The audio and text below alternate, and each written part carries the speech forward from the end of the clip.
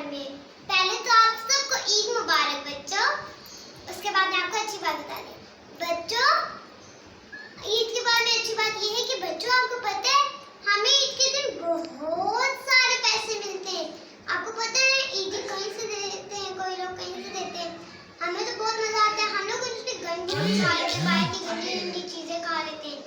हमें उसकी जगह जो हमें चाहिए होती है, जो हम अपने मामा पापा से लेते हैं चीजें, जैसे मामा पापा हमें वो दिला दें, वो दिला दें, वो दिला दें, उनके पैसे जाया ना हो तो हम